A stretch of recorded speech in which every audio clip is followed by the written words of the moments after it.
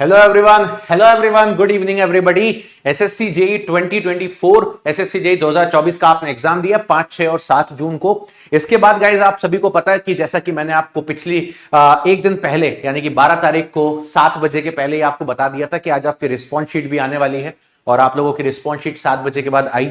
7 बजे आप सभी लोगों ने एकदम दिल तोड़ के, है ना, पूरी तरीके से रिस्पॉन्स शीट को देखने की कोशिश करी और आपको भी पता है कि एकदम से अगर इतनी तेजी से इतने बच्चे रिस्पॉन्स शीट देखने की कोशिश करेंगे तो एसएससी का सर्वर कहीं ना कहीं काम नहीं करेगा। और यही हुआ, इसलिए धीरे धीरे 8, साढ़े 8, 9 बजे तक सभी बच्चों ने अपने आंसर की देख ली।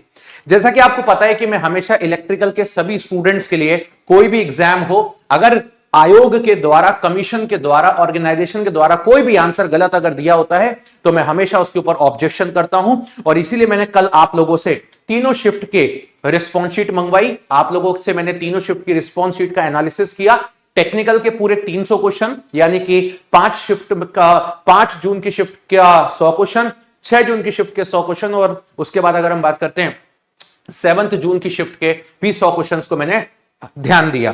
300 क्वेश्चन देखने के बाद मैं इस अनुमान पे आया कि कहीं कहीं यहां पर 4 क्वेश्चंस जो हैं तीनों शिफ्ट के मिला के वो बिल्कुल ऑब्जेक्शनेबल हैं और ऐसे ऑब्जेक्शनेबल हैं जिनको मैं ऑब्जेक्शन करूंगा तो एसएससी मानेगा ही मानेगा।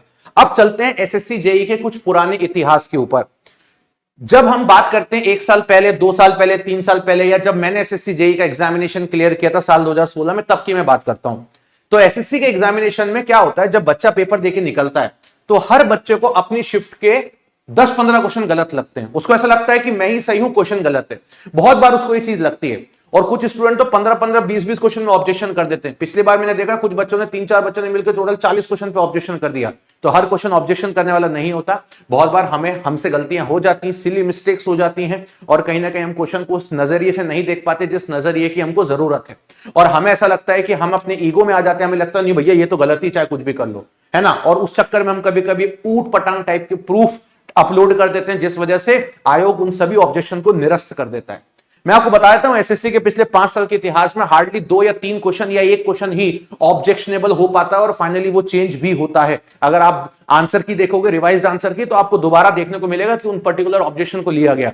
लेकिन हम अननेसेसरी अपना आंसर गलत है उस चक्कर में अगर हम ऑब्जेक्शन करने जाएंगे तो कहीं ना कहीं चीजें बिगड़ती हैं और ये ऑब्जेक्शन नहीं लिए जाते हैं। अब आती है ऑब्जेक्शन करने के दूसरे मायने।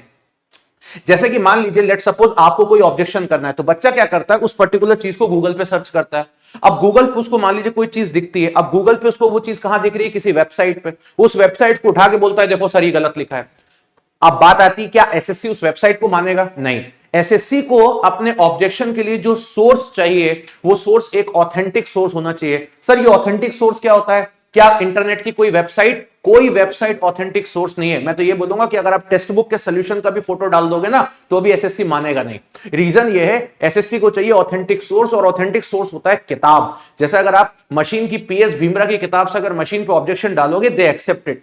पावर सिस्टम की किताब, सीएल वाधवा की किताब से अगर आप लोग डालोगे ऑब्जेक्शन तो वो एक्सेप्ट करेंगे। तो याद रखिएगा, वहां जो बेटा बैठे हुए लोग हैं वो ऑब्जेक्शन ऐसी चीजों के ही एक्सेप्ट करते हैं। अब मैं आपको वो बताने जा रहा हूं कि मुझे कितने क्वेश्चन में ऑब्जेक्शन मिला। सबसे पहले चलते हैं 5 जून के लिए। 5 जून के पेपर के अंदर ये क्वेश्चन ऑब्जेक्शनेबल है और रीजन इसका यह है कि इस क्वेश्चन का जो आंसर है आप लोगों के सामने मैं कैलकुलेट करके भी आपको बता दूंगा। ऐसा कोई बहुत बड़ी चीज नहीं है तो मैं इसके सामने आपको यहां पे कैलकुलेट करके बता दूंगा। ये कैपेसिटर वाला क्वेश्चन है। यहां पे इन्होंने बोला था कि 10 कैपेसिटर हैं, सबकी सब 20 माइक्रोफेराड के हैं। पहले ये सीरीज में लगते हैं और उसके बाद ये पैरेलल में लगते हैं। तो बेटा आप बताओ मुझे, जब टोटल सीरीज में लगेंगे तो टोटल कैपेसिटेंस कितना निकल के आएगा? तो जब सीरीज में लगेंगे 20 के, तो बेटा टोटल कैपेसिटेंस 1/20 ऐसे 10 लगे तो टोटल कितना हो जाएगा? 20/10। यानी कि कुल मिला के अगर मैं बात करता हूं 2 माइक्रोफेराड आ जाएगा। लेकिन जब मैं इनको पैरेलल में लगाऊंगा, ठीक है, तो ये सब एक साथ जुड़ जाएंगे और जुड़ने के बाद 220 और 10 कितने हो जाएंगे? ये 200 हो जाएंगे। यानी कि कितना हो जाएगा? 200 माइक्रोफेराड हो जाएगा। अब आपसे उसने बोला था कि आपको इक्विवेलेंट कैपेसिटेंस का रेशियो निकालना है सीरीज बाय पैरेलल, यानी कि कितना निकालना बेटा? 2/200। अब 2/200 कितना होता है? 1/100 और 1/100 क्या होगा? ऑप्शन नंबर सी तो यहां पर आयोग से क्या हो गई है, गलती। तो ये क्वेश्चन का आंसर जिनका 1/100 होगा उन सभी बच्चों का सही हो जाएगा, और जिनका बेटा 1/100 नहीं होगा उनका गलत हो जाएगा। तो अब ऐसी सिचुएशन में कोई अगर ये सेकंड नंबर लगा के आया तो ये चेंज होकर उसका 1 नंबर कम होना है, और जो बच्चा थर्ड लगाया उसका 1 नंबर बढ़ना है। क्या ये ऑब्जेक्शन आपको करने की जरूरत है? बिल्कुल भी नहीं। जैसे कि आप ये देख रहे हो, मेरे पास रिस्पॉन्स शीट है, मेरे पास स्टूडेंट की रिस्पॉन्स शीट आ गई, एक नहीं कम से कम 20-20, 30-30 बच्चों की रिस्पॉन्स शीट है। उनमें से किसी भी स्टूडेंट की रिस्पॉन्स शीट से मैं खुद ऑब्जेक्शन कर दूंगा, मेरी पूरी टीम बैठी हुई है ऑब्जेक्शन करने के लिए, पूरी तरीके से हम कर देंगे कि स्टैंडर्ड बुक से। आपको परेशान होने की बिल्कुल भी जरूरत नहीं है। अच्छा, क्या हम ऑब्जेक्शन कर देंगे तो क्या उसी बच्चे को नंबर मिलेगा? नहीं, अगर आंसर चेंज होगा तो सभी को बेनिफिट मिलेगा। तो 1-5 जून की शिफ्ट का ये क्वेश्चन सरासर आंसर पूरी तरीके से इसका चेंज होना है। इसके बाद जो क्वेश्चन दूसरा है वो ये वाला है। ये वाला क्वेश्चन में बच्चों को काफी कंफ्यूजन हुआ, और मैं बोलूंगा एक अच्छा वैरायटी का क्वेश्चन था ये। सर ये क्या क्वेश्चन है, जरा बताएंगे।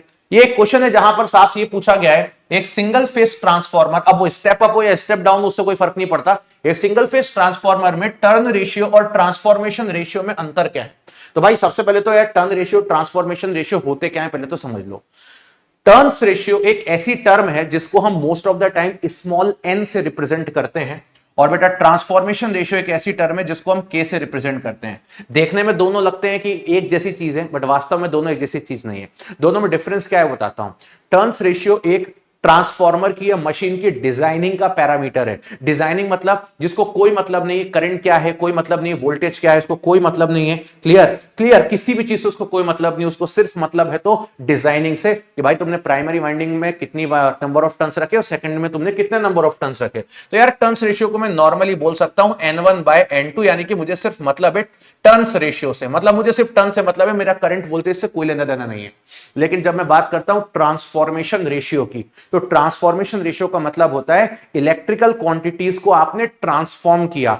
जैसे कि आपको पता है कि ट्रांसफॉर्मर का नाम ट्रांसफॉर्मर क्यों पड़ा? ट्रांसफॉर्मर का नाम ट्रांसफॉर्मर इसलिए पड़ा क्योंकि ये ट्रांसफर करता है, ट्रांसफॉर्मर ये ट्रांसफर करता है इलेक्ट्रिकल एनर्जी को एक वाइंडिंग से दूसरी वाइंडिंग में, इलेक्ट्रिकल एनर्जी को एक वाइंडिंग से दूसरी वाइंडिंग में ये ट्रांसफर करता है। और किसकी मदद से करता है? तो बीच में लगा हुआ कोर की मदद से। और कोर क्या है आपका? इस कोर को बोलते हैं फॉर्मर। तो फॉर्मर की मदद से इलेक्ट्रिसिटी के ट्रांसफर को ही ट्रांसफॉर्मर बोला जाता है। तो ये बात भी हमारी सही हो गई। ठीक है, अब बात आती है कि फिर ये ट्रांसफॉर्मेशन रेशियो क्या है? ये वो रेशियो होता है जिसके बेसिस पर क्वांटिटीज को एक जगह से दूसरी जगह या एक जगह से दूसरी जगह तक ट्रांसफॉर्म किया जाता है। किसको? क्वांटिटीज को। जैसे मान लीजिए यहां एक वोल्टेज है, अब मान लीजिए यहां एक वोल्टेज है V1, मुझे अगर इसको इधर इसकी ट्रांसफॉर्म वैल्यू देखनी हो तो क्या हो जाएगी? V1 dash. अब इस V1 डैश को बनाने के लिए मुझे क्या मल्टीप्लाई करना पड़ा? V1 डैश को बनाने के लिए मुझे N2/N1 को मल्टीप्लाई करेगा V1 में। अब यहां पर ये जो कहलाता है इसको बोलते हैं ट्रांसफॉर्मेशन रेशियो, क्योंकि ये वो रेशियो है जिसके बेसिस पे मैंने प्राइमरी की कोई भी क्वांटिटी, कोई में मतलब वोल्टेज जैसी क्वांटिटी को इधर ट्रांसफॉर्म किया। अब ये तो वोल्टेज की बात हो गई, कल को अगर मुझे करंट को ट्रांसफॉर्म करना हो तो क्या हो जाएगा? अब यार करंट को ट्रांसफॉर्म करूंगा तो I1 डैश आ जाएगा, तो वो क्या हो जाएगा? I1 N2, लेकिन यहां पे आ जाएगा N1/N2। अब ये तो लफड़ा हो गया। तो अब ये बन गया मेरा ट्रांसफॉर्मेशन रेशियो। तो ट्रांसफॉर्मेशन रेशियो तो मेरा बदल गया ना। अगर मैं करंट के बारे में बात करूंगा तो ये है, वोल्टेज के बारे में बात ये करूंगा, बट जो मेरे टर्न्स रेशियो है वो तो यही के यही बैठे हुए हैं। इसीलिए यहां पर ये स्टेटमेंट सरासर पूरी तरीके से क्या है? गलत है। और यहां पर मैं बोलूंगा ये चारों ही ऑप्शन गलत है। रीजन, ये क्वेश्चन कैंसिल होगा। आप ये नहीं बोल सकते कि टर्न्स रेशियो ज्यादा होता है ट्रांसफॉर्मर से। आप ये नहीं बोल सकते कि दोनों कभी बराबर बराबर नहीं होंगे। आप ये नहीं बोल सकते कि एक बड़ा एक छोटा। किसी केस में दोनों बराबर भी चले जाएंगे, किसी केस में दोनों एक ज्यादा भी हो सकता है, किसी केस में एक कम भी हो सकता है। तो ये सब हम नहीं बोल सकते। ठीक है, चलिए अब अगर हम इसके बारे में मान लीजिए अगर आयोग हमारी इस बात को मानता है गलत और आयोग हमसे बोलता है कि आप बेवकूफ हो, हमसे बोल सकता है, ठीक है, तो वो बोलेगा देखो हमने यहां लिखा था स्टेप अप, तो आयोग हमसे बोलेगा अगर हमने स्टेप अप लिखा है तो आप किसके रेफरेंस में मानोगे? करंट में मत मानो, आप सीधे डायरेक्ट वोल्टेज के रेफरेंस में मानो। तो इसमें वो हमसे लड़ भी सकता है कि नहीं देखो हमने तो स्टेप अप लिखा था। तो ये सब बहसबाजी वाली बात है। अगर स्टेप अप लिखा तो इसका मतलब मैं यही नहीं मानूंगा हमेशा कि वोल्टेज को बढ़ाया, मैं ये भी मान सकता हूं कि करंट को कम किया। ठीक है, तो ये बहसबाजी वाली बात है। तो एट द एंड जो भी ऑब्जर्वर होंगे वो इस क्वेश्चन को गलत ही मानेंगे। क्वेश्चन की फ्रेमिंग प्रॉपर तरीके से सही नहीं है। ठीक है, चलिए नाउ आते हैं इसके बाद की बात। ये क्वेश्चन भी 5 जून का ही है।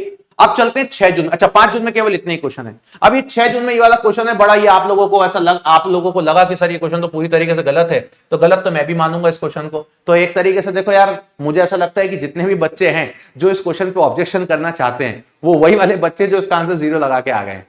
समझ में आ रही बात क्या बोल रहा हूं? वही सारे बच्चे जो है वो ऑब्जेक्शन करवाना चाह रहे हैं इसके ऊपर, ठीक है। जो बच्चे सी लगा के आए हैं वो कोई भी नहीं चाहता ऑब्जेक्शन करना, लेकिन कायदा ये बोलता है कि अब ये एक ऐसा क्वेश्चन बन गया है कि देखो इस क्वेश्चन में दिक्कत क्या है, इसमें बोला एवरेज पावर एक एसी सर्किट में कितनी डिलीवर होती है। तो पहले तो एवरेज पावर एक एसी सर्किट में जीरो तो बेटा नहीं होती है। जो बच्चे जीरो लगा के आए उनको मैं बताया था जीरो नहीं होती है।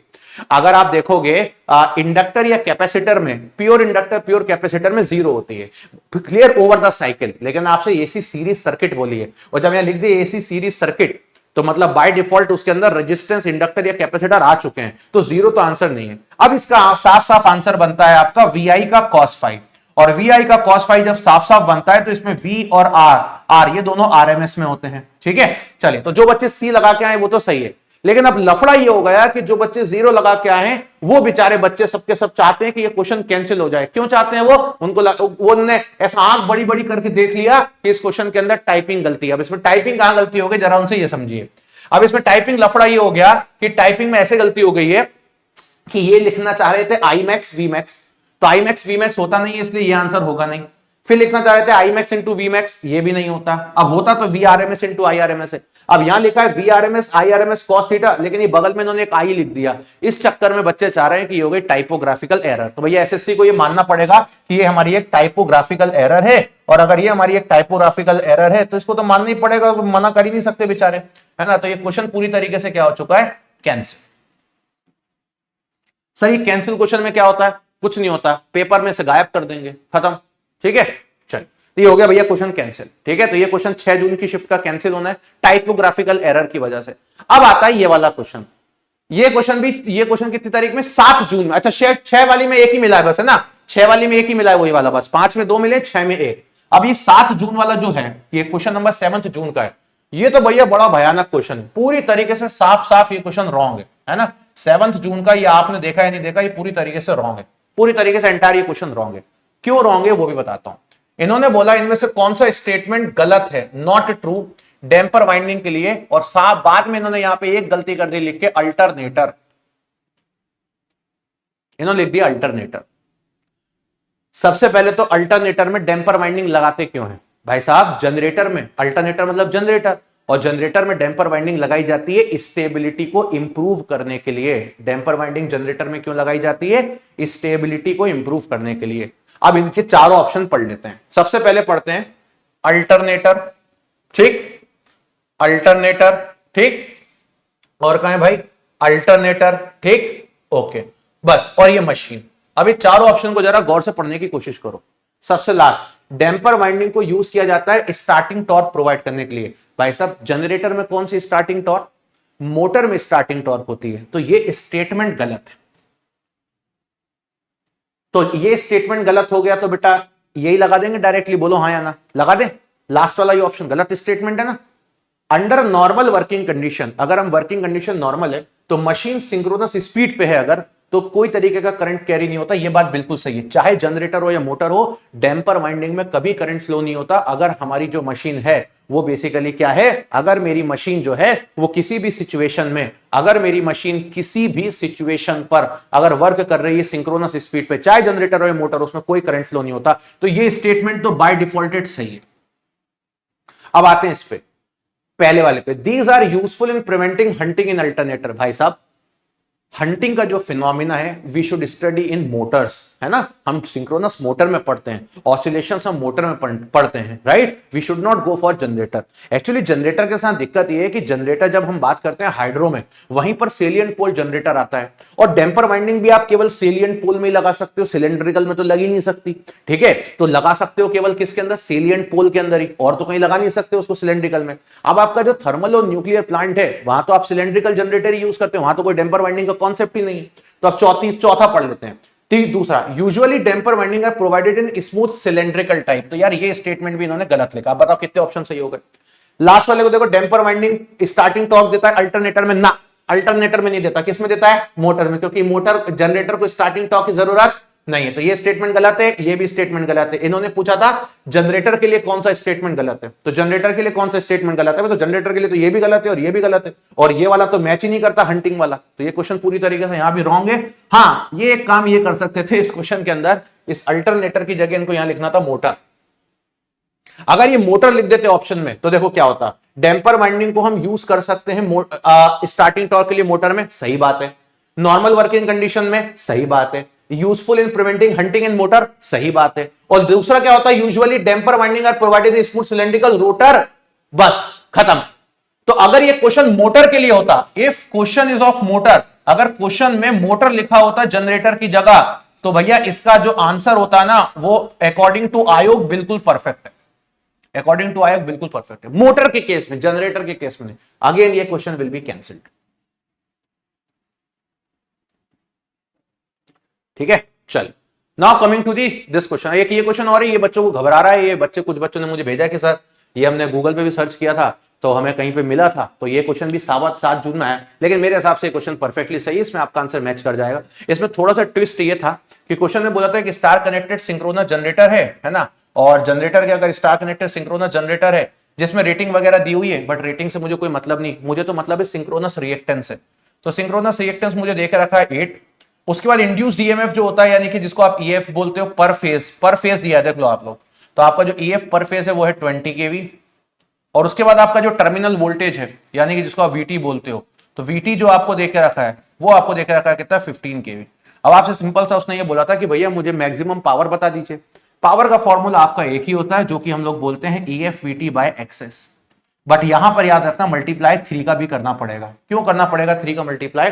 क्योंकि आज आपको EF पर फेज में दिया है, VT पर फेज में दिया है, तो अगर आप ये कैलकुलेट करोगे तो ये फेज की पावर आएगी। आपका 3 फेज जनरेटर, तो 3 मल्टीप्लाई करना पड़ेगा। अब मल्टीप्लाई कर लीजिए इसमें, तो 20 इंटू 15 कितना हो जाएगा, 300, और 300 इंटू कितना हो जाएगा 3, और डिवाइडेड बाय कितना हो जाएगा 8। इसको सॉल्व कर लीजिएगा, कितना निकल के आता है, मेरे हिसाब से 112 के आसपास आना चाहिए। ठीक है, तो ये मुझे लगता है सही है। तो यार 7 जून में मुझे एक क्वेश्चन गलत मिला है, 6 में भी मुझे एक ही मिला है, लेकिन 5 में मुझे 2 मिले हैं। अब आती इसके बाद की बात, सर आपकी रिस्पॉन्स शीट देखने के बाद आपको क्या लगा, कौन सी शिफ्ट को नॉर्मलाइजेशन का फायदा मिलेगा? जैसा कि मैंने पहले भी बोला था, नॉर्मलाइजेशन का फायदा जो है वो सेकंड और थर्ड को मिलेगा।